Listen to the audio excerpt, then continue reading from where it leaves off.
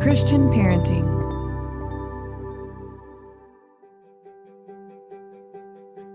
Hello and welcome to the Growing Connected podcast. My name is Amy Olrick and I'm here with my husband Jeffrey Olrick.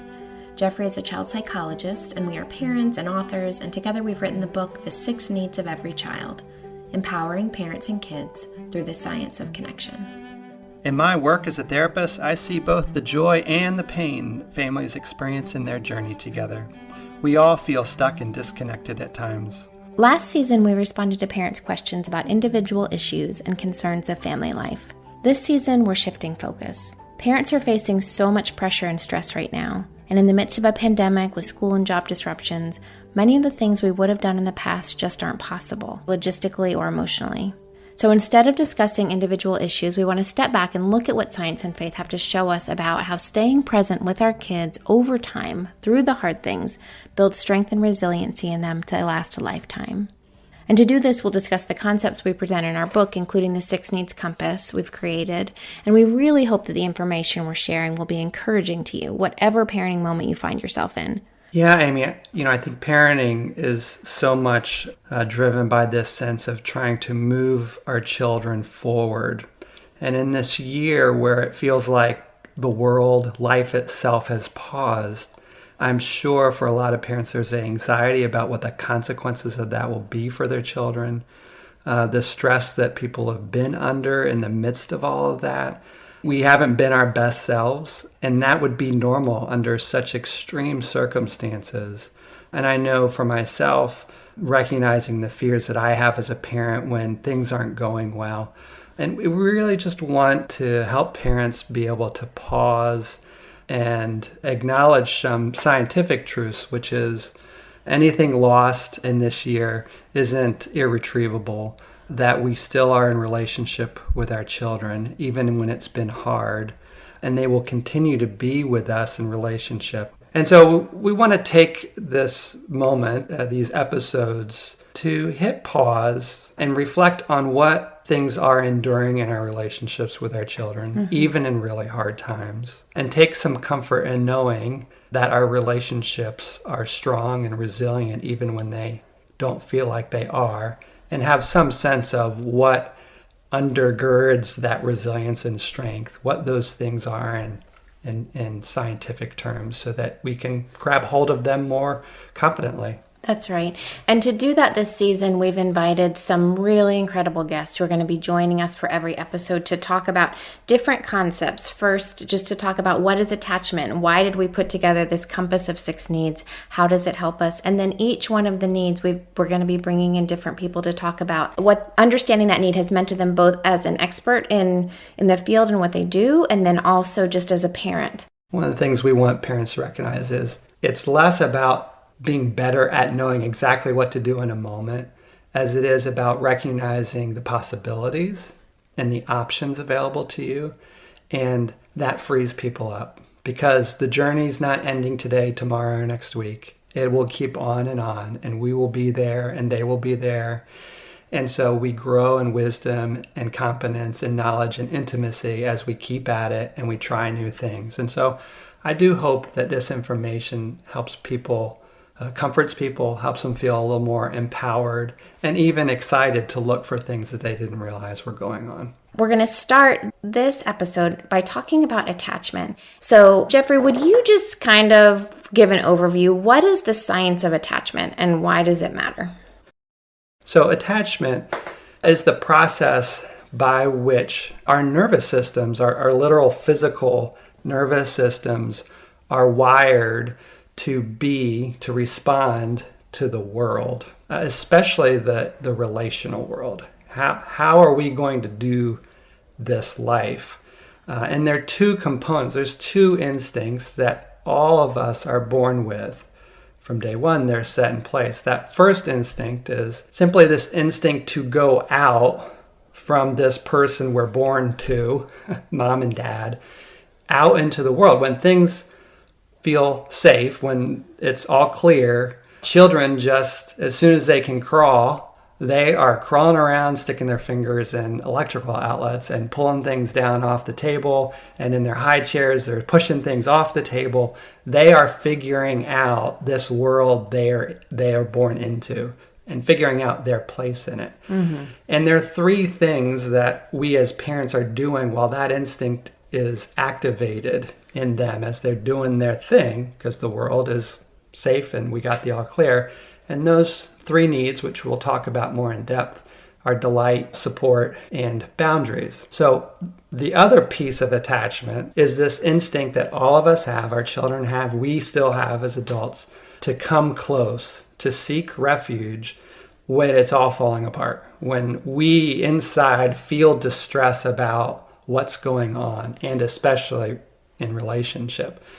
And life is hard. There will be distress over and over again. There'll be real danger sometimes, and sometimes it just feels like it's danger, like I don't like what's happening. Sometimes it's just I'm tapped out.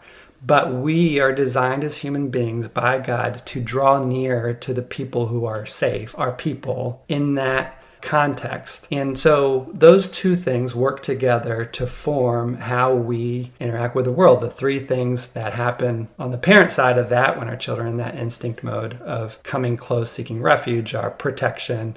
We jump in to protect when there's real danger, comfort, and equipping. Yeah.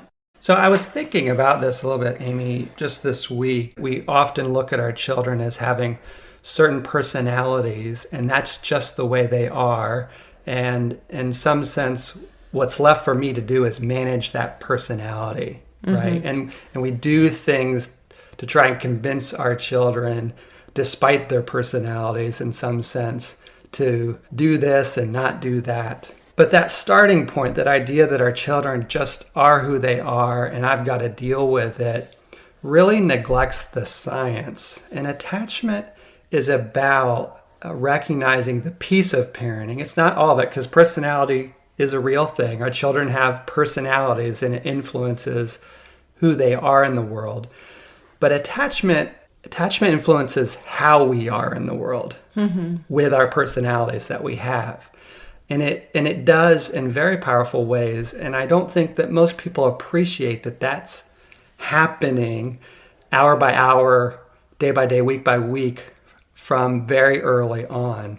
And it does shape how they are in the world as they grow into adults. What we have found that has been so transformational is, instead of reading a list of rules of how to be or what to do, or wondering, am I doing this wrong or doing this right, is transforming that question from what should I do with my child to how shall I be with this person.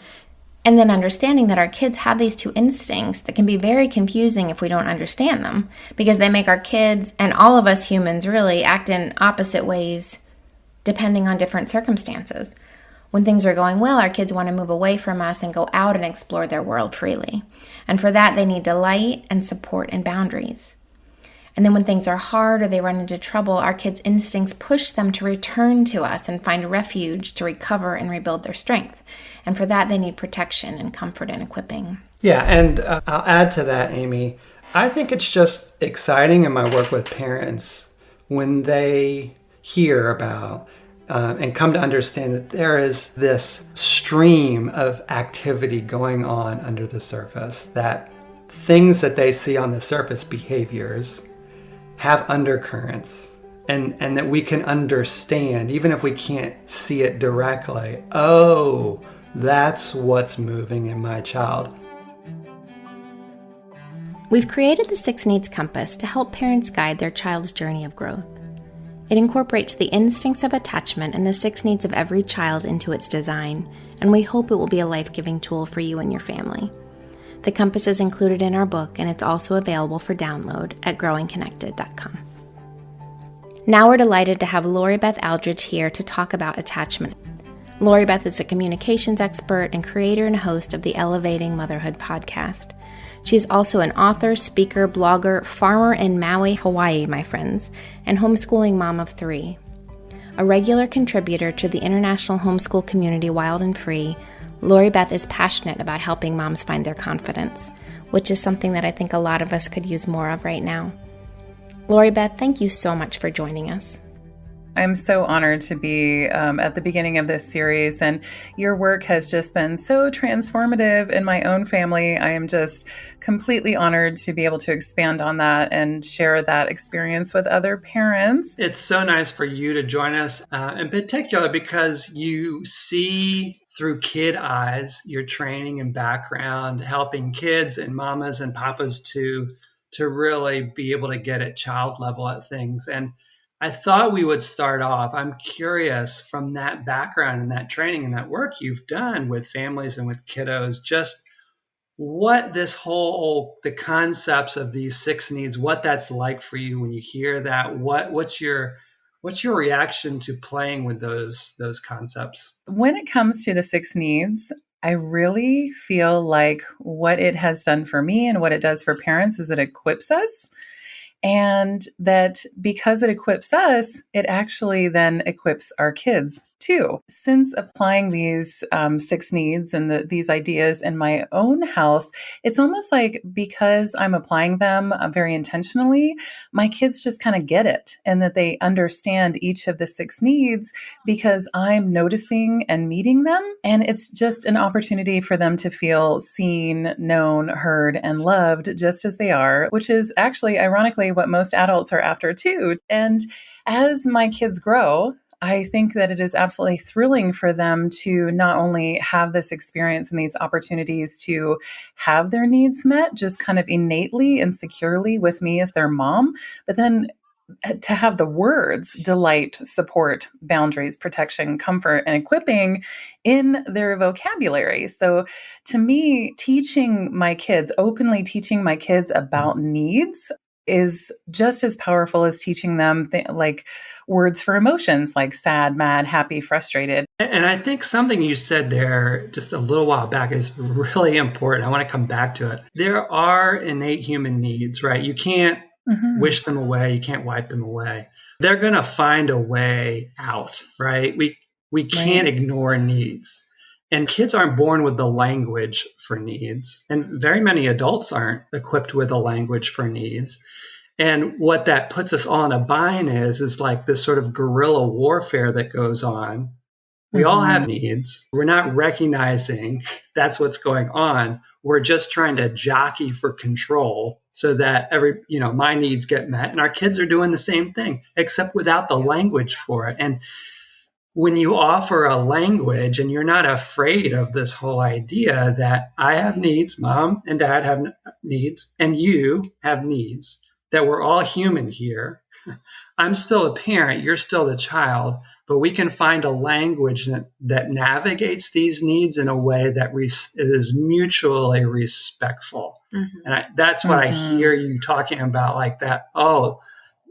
From a communication perspective, the language really helps us get out of those power struggles. Yeah. And two, I think a big piece of that, Lori, is thinking about how shame sneaks in, right? There's a need, you don't have a language for it, but it's always getting whacked down. And like, what do I tell myself about myself when that's always happening? Being able to say, hey, look, that's part of being human. Now, I have needs too, so we're going to have to negotiate that out. It's not about your needs always trump anybody else's needs. In fact, talk about boundaries as one of the needs. That's part of a process of mutual respect that I think most parents want for their children. They do want their children to be able to respect not only themselves but others. But if you don't have the language to start with, it's just who's got the most power here. Oh man, I think you're spot on. And I had kind of a visceral reaction when you started talking about shame. I swallowed really hard because I knew exactly what you were talking about. And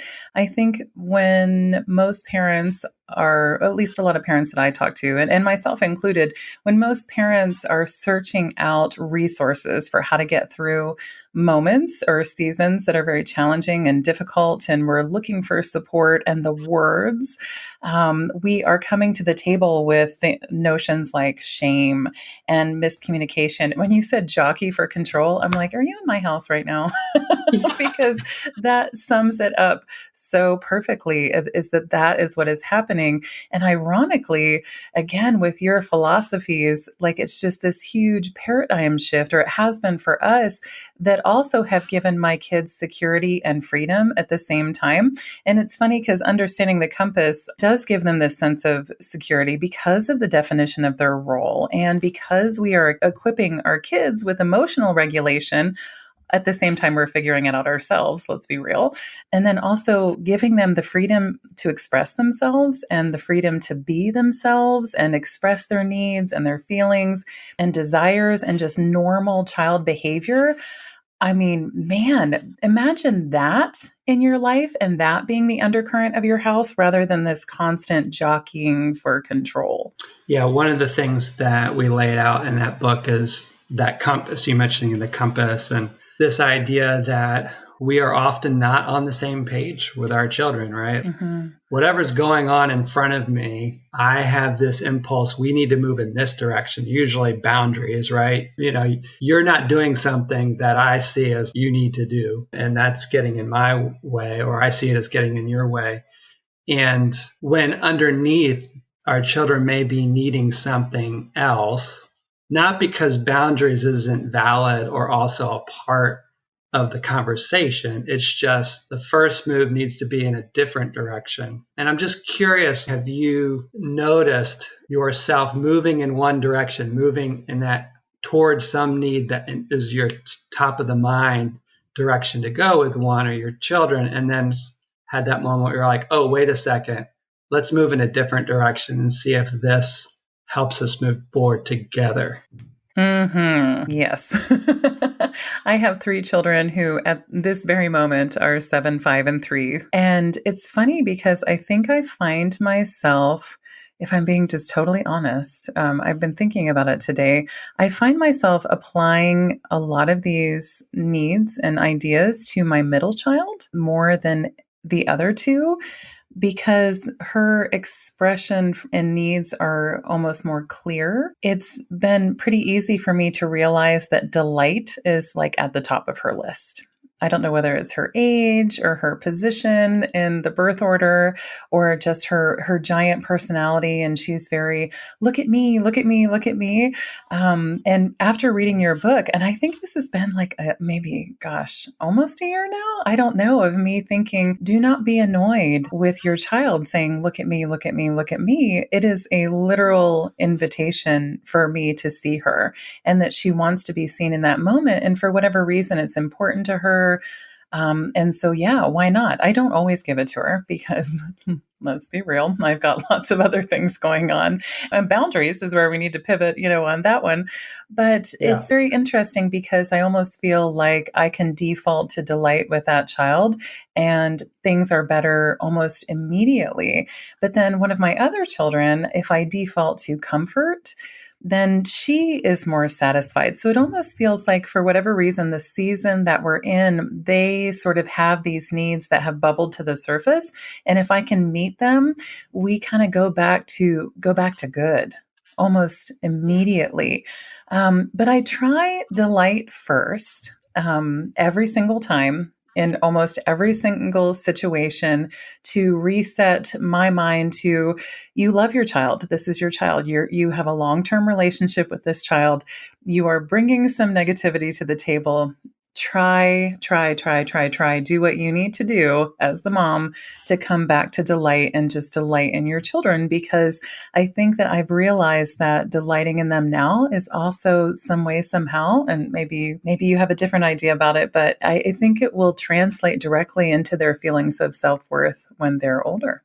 Well, it's so interesting that you say that, because I think one of the things in looking at all of this research is beginning to understand that delighting in our children is actually incredibly foundational to their long-term thriving and security. And that was very freeing for me as a mom. The thing about delight for me was that I was so caught up in what my kids should or shouldn't be doing, what I wanted them to learn, what I was worried about how people thought about them. And I didn't realize that they really needed to be seen and loved for who they were. And that's kind of the beginning of the journey of the compass. And before we brought you into this conversation, we did a bit of an intro, really just on the science of attachment and talking about the two movements, the movement out into the world with the three needs that encompass that movement out to explore, and then the movement back to seek refuge when things are hard. And it's fascinating to me to hear about your experiences with your two kids, because that's really what we're hoping that people will start to understand, is that all of us have these needs, but they may look different in our different kiddos. For instance, we have one kid who's pretty shy, and we kind of have to encourage him to go out to explore. We know now that that is something important for his development, for his long-term security. To go out and to explore the world is a really important part of it. And so we might want to encourage, we might support him a little bit more, maybe set looser boundaries for him to make sure that he is going out. We have another kid who would just go out and explore and explore and explore, and sometimes swallow the things that he needs to learn along the way. And so for him, we might say, hey, why don't you come back, buddy? Why don't you come back? Let's regroup for a minute. It looks a little bit like you're spinning out. Sit with us for a while. We're gonna protect you a bit here. We're gonna comfort you because it seems like that's what you need. But I can recognize that because I understand these movements and I understand the needs. Both of you are bringing up 2 points which are interesting to me and worth noting. One is you're talking about both personalities and seasons. And, one of the things that we hope that the science that we bring in the 6 needs gives to people is flexibility, in a sense, to recognize that their relationship with their child and their relationship with their child is unique. At the same time that there are some basic components that are common to all of us, but it's going to look different with each of your children. And like you're pointing out, Lori, and in different seasons. We use the compass as a metaphor. Another metaphor that we use to describe, like, what is it like to play around with these needs is nutrients. And, some of our kids need more of a certain nutrient.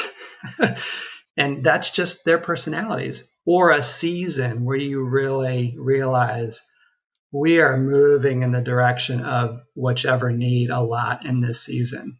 That's good. That's like there's flexibility built into the system, that there's not one fixed way you should be doing things at all times, to be able to pivot according to the season or according to my kid's personality and not get hung up. Like, am I treating this kid differently? And like, am I going to mess him up or are people going to get mad at me? No, this is, you're this particular child.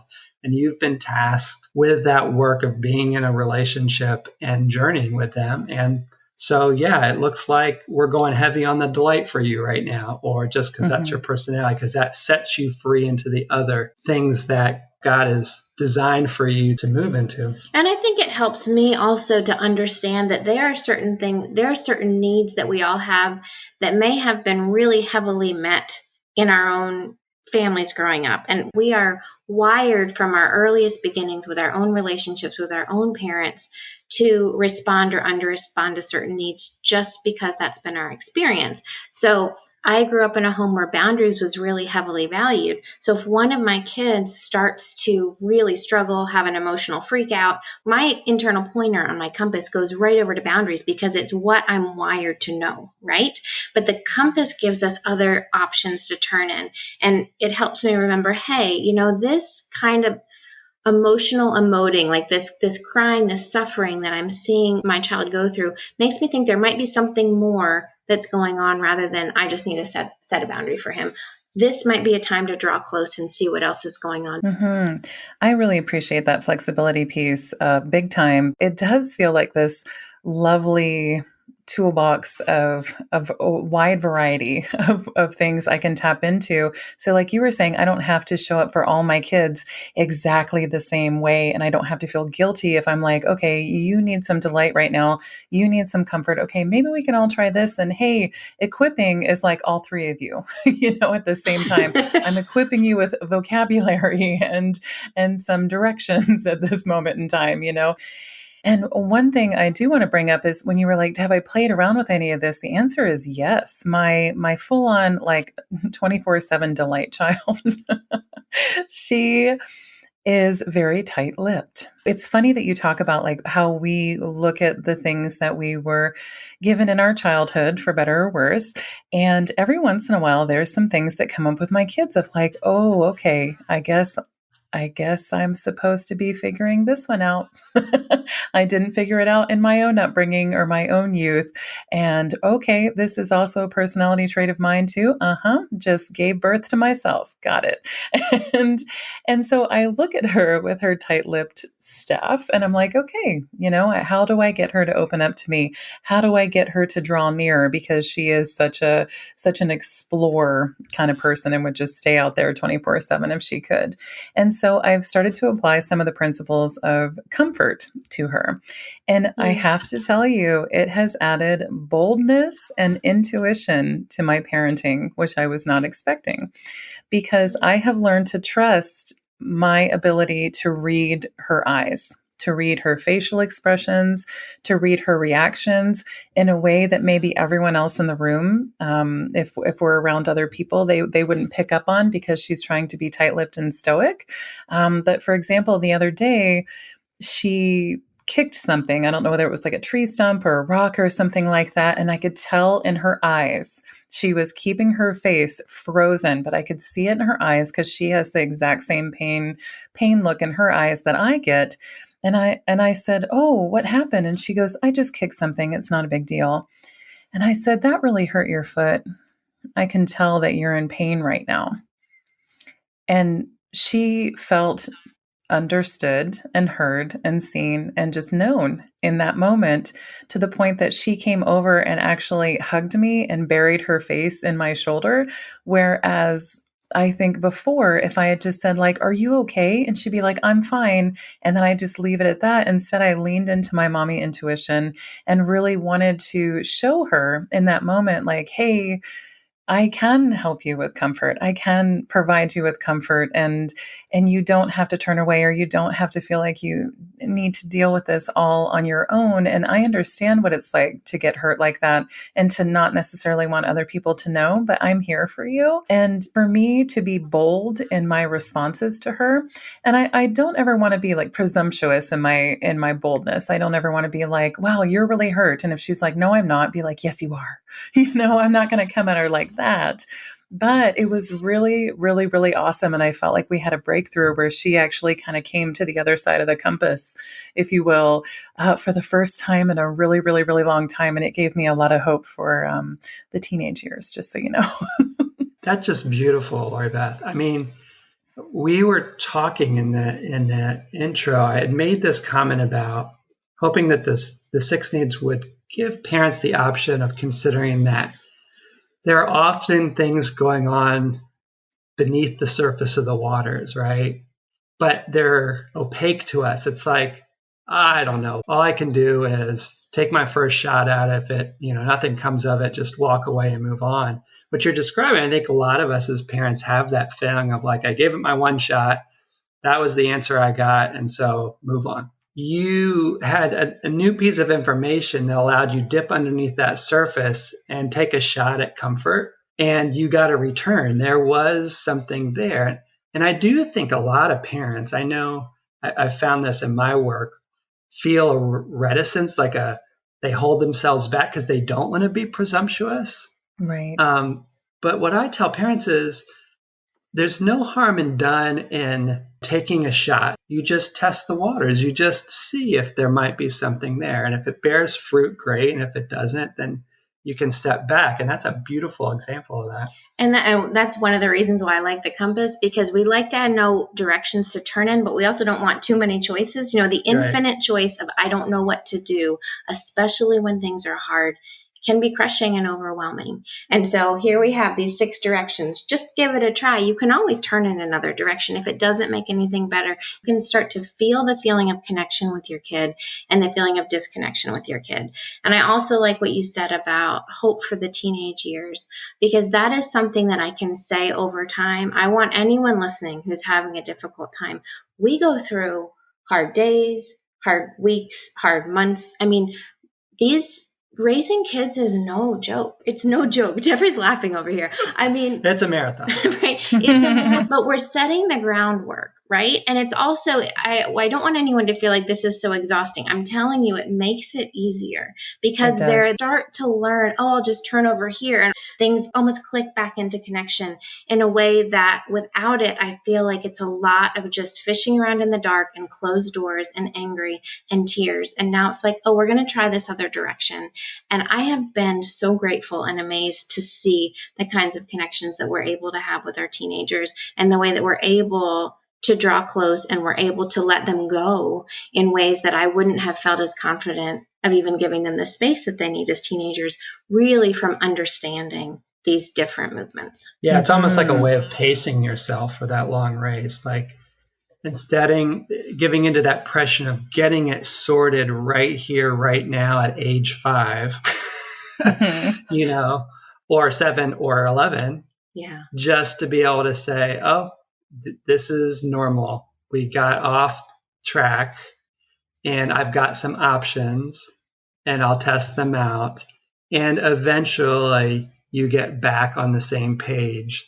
And that process of finding your way back together with a little time bears fruit. We've just found with our teenage boys now 17 and 14, and we have a 10-year-old. But it really does pay off. It does, I think, has made things easier, even though there's new versions of hard at each stage. Right. Mm-hmm. I really love that idea of pacing ourselves. For me, I always want to keep the legacy piece in mind. I don't know whether it's just I knew so many grandmas who had so many kids who came before me, and just to me, they are absolute living legacies. And I listen to them and I listen to their stories and the hows and whys and just their view of mothering and how they wouldn't trade it for anything, and have tried to keep that in mind of like, yeah, there are just certain people that I want my legacy to be that I welcomed people in, that I celebrated things, that I was kind, that I was supportive, and they felt like they could come home to me always, and cook too much food for lots of people, kind of thing. Like I've got some legacy goals that I'm keeping in mind, but a legacy isn't something that's like remembered at the end of your life. It's small drops in the bucket over time, and I feel that way with my children too. I can already see the changes starting to happen with like my 7-year-old, where she has been very draw near, if you will. And now she is very clearly articulating to us that she is ready to explore more. And so it's time for me to pivot. But I have the flexibility with these 6 principles, these six ideas. And I am kind of wondering, I actually wanted to ask you guys a question, if that's okay. The teenage years and boundaries, because I feel like I've been really preoccupied with protection this year, and I've kind of been on overdrive with that. And a lot of my stress is coming from wanting to protect my kids. But I'm also trying to keep the long term in mind too when it comes to boundaries. And I'm wondering what your thoughts are on boundaries in the younger years and how that translates into the older years. Because really interesting conversation I was having with girlfriends today.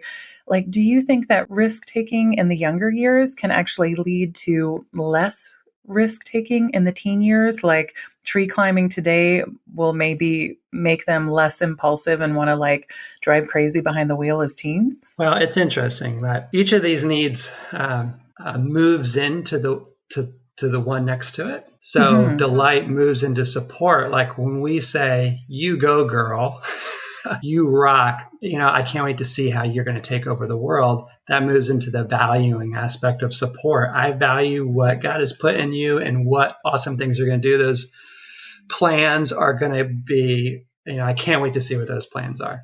But on the other side of support is also, oh, those plans look like there may be some troubled waters with them in whatever way, whether it's in the physical environment, which you see with little kids. We set boundaries on kids because the world will bite back at you, if we run across the street without looking both ways. But I do think it's important when we engage our kids with boundaries, we are helping them self-monitor their limitations and the limitations of their environment, whether that's the physical environment or the interpersonal environment.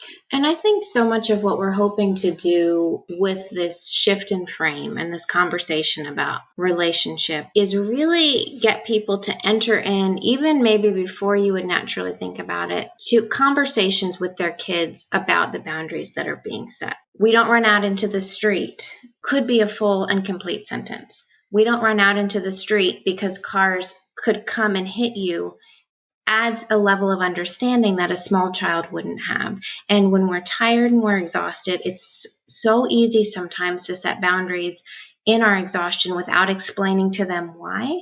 And as I realize, as our own kids are getting older, I'm so grateful for the time that we've taken as we've set boundaries. And I would say that we're pretty strict parents, or we're pretty strict parents as they were growing up.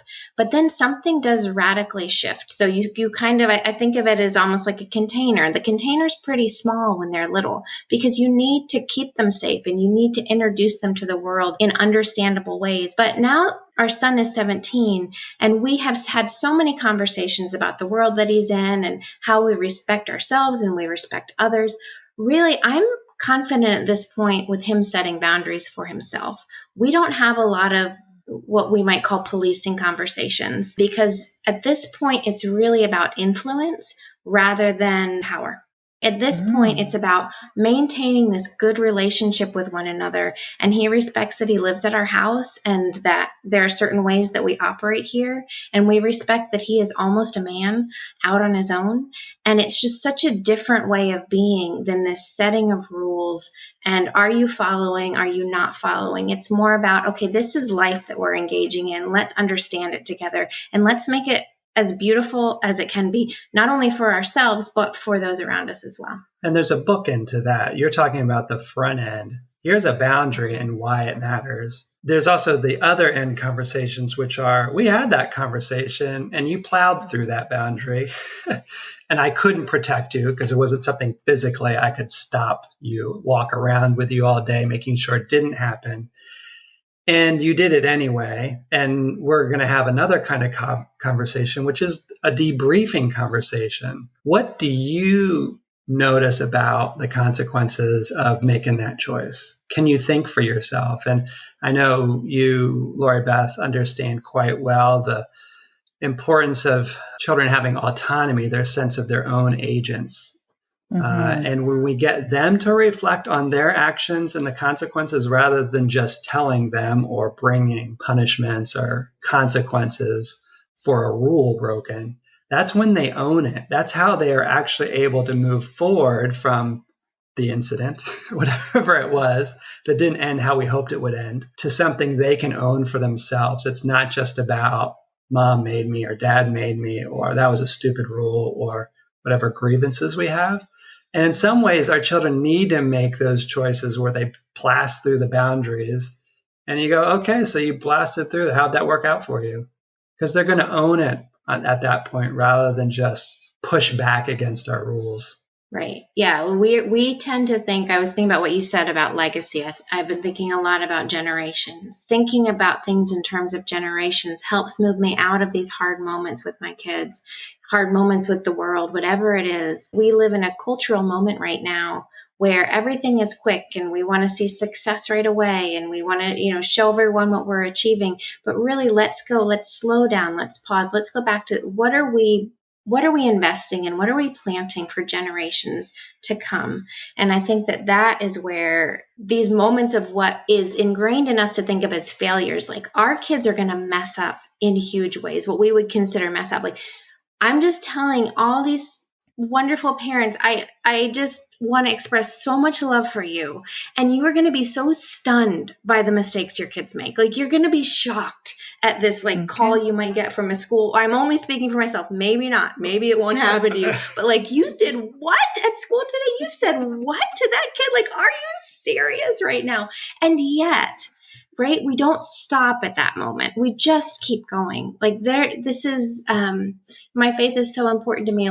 I believe in a love that is a resurrecting love. These moments that feel like death in our relationships are moments to say, okay, how can even this be transformed? How can even this be something that grows them into something more beautiful than I thought was possible. That doesn't mean that it's easy. That doesn't mean there are not many tears shed on both sides. But I'm just saying that this is a long view, generational legacy that you're talking about. And that to me is hopeful. Amen to that. Can I lovingly put in a request for your next book to be the 6 types of conversations that all parents and kids need?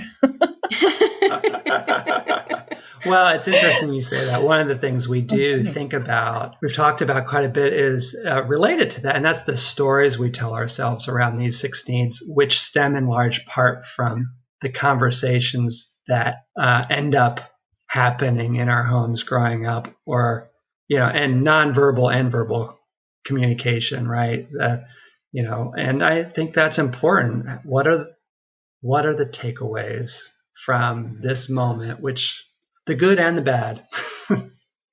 Right. Can I give you an example from just today? Please do.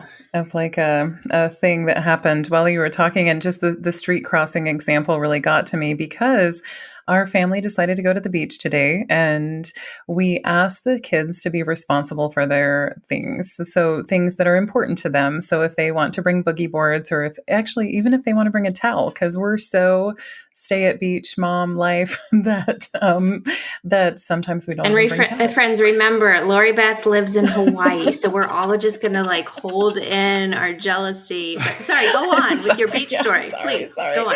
So we're at the beach, and life it's really wild. So I asked them to get their shoes, even at 3, almost 4, right? I asked them to get their shoes. I asked them to pack their bag or snacks or water bottles or anything, that they're responsible for their things. And if they want to change a clothes and that's important to them, then they can do that. But we're also okay with being super minimalist. And if they just want to ride home in their bathing suits, that's fine too. It's up to them. But we are asking them to be responsible for themselves. So we get to the beach an hour away from our house, and only one of our children, the very responsible one, has her bag. She has her shoes. She has her change of clothes. She has her towel. She has a toy even for the beach. I mean, she is prepared. And the other 2 get out and they have no shoes. And they did not bring a change of clothes, and they did not bring towels, and they did not bring snacks. I always have the backup snacks, because food is no joke. We don't mess around with hungry kids you don't an mess hour away around from with the that. house. Yeah.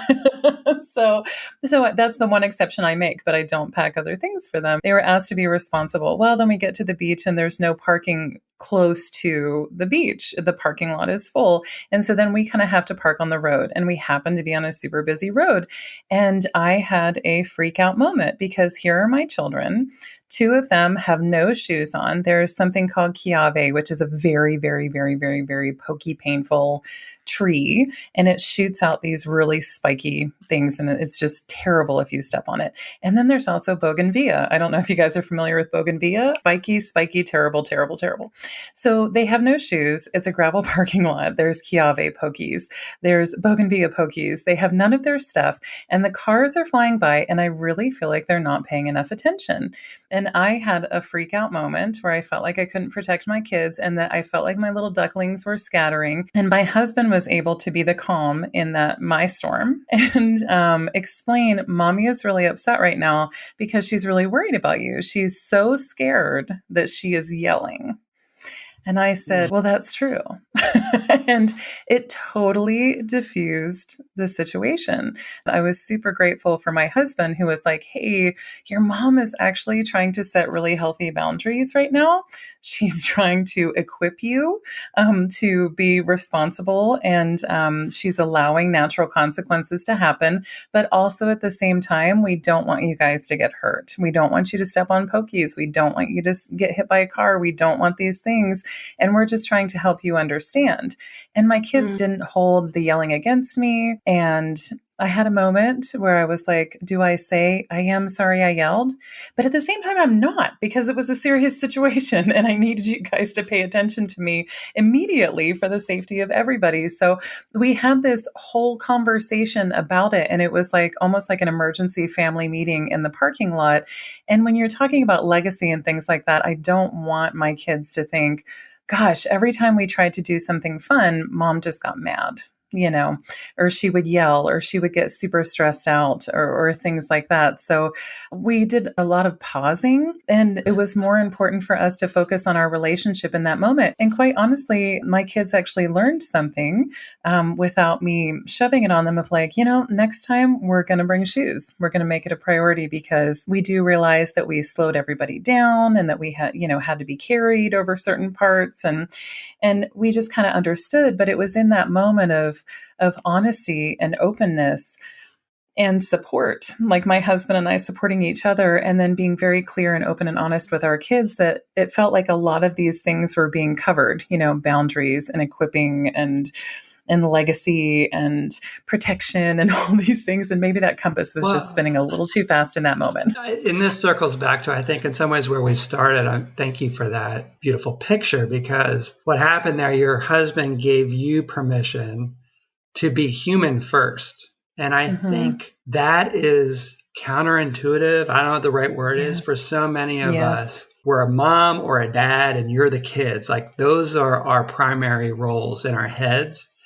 And that's not that's not where we start in a relationship. We start from, I'm a human being, you're a human being. We're wired the same way. I'm also a mom or a dad, and you are my son or daughter, and your brain is in a different stage than mine. But let's go back to the human bits. And you are human, and your children could connect with you around your humanness because they knew what that's like themselves, right? And then you could have a productive conversation. And that story, they will remember, not shamefully, but as a, like, oh, right, mom is human too. She gets mad and frustrated for sets of reasons. Sometimes they're the same as mine. Sometimes they're different. And you'll remember what happened last time, guys. So using that information, what do we need to do this time on our trip to the beach? It will stick in a non-shameful way, and it will go wrong in some other way, but hopefully there'll be at least one more pair of shoes on a kid. But thank you for that too. Because, even talking about this and even like expressing it and all of that, I think I was still holding on to a tinge of like, man, I really, really, really, with all my being, do not want them to remember all the tense moments. And so when you said that, I needed that validation. And I think that goes back to the whole like human first thing. And I don't think that I was failing as a mom in that moment. I think I was learning.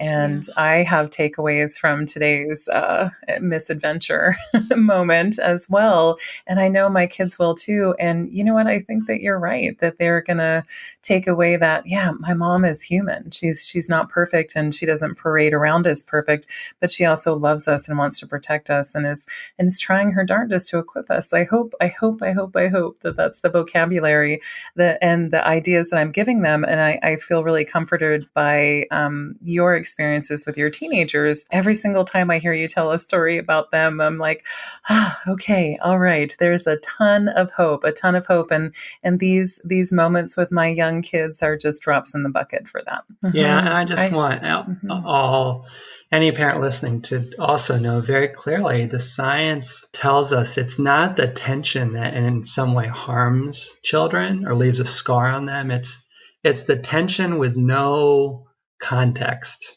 And our children don't really know what's going on inside of us and inside of them. And the gift we give them is to help them make sense of their inner world and ours, and find a way forward through all that messy stuff that goes on inside of each of us. Yeah. And when that happens, it actually builds resiliency. It's not a scar that injures them. It's something that they grow from. That's right. Jeffrey, that was life-changing. I am not kidding you. I just I'm teary-eyed. I had like this visceral reaction of like, really? That's it? I mean, tension with no context. Sometimes my husband and I focus so much on the tension part of it. And like, did we get that right? What we're trying to do constantly is provide them with context. And I see the next natural part of this pacing of normalizing tension. I super appreciate that. Wow. So much to dive into. There's a deep well for all of us to discover and grow within ourselves, with our children. And we just want to invite more and more people into that space where they are less on edge about the journey, giving themselves more space to breathe and be curious and trust in the process with some tools that can help guide them along the way. So, yeah, thank you so much for being in this conversation with us. And thank you guys. Seriously, you have just spoken so much light into my life and into my family. And I really appreciate how much you've encouraged me to have more curiosity over blame and shame and compassion. And I feel like you've given me permission to pivot as a parent and really tasked me with a very peaceful task of opening myself up to welcoming my kids back into me and meeting their needs and giving me the tools to do that while also encouraging them to explore freely in the world too. So I just really thank you very, very, very much. If you enjoyed this conversation, please subscribe and share, and tune in for our next episode when we'll be discussing delight, the first need on the compass.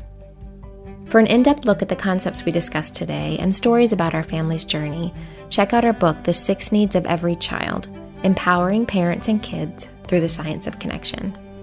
The 6 Needs Compass is also available for download at growingconnected.com.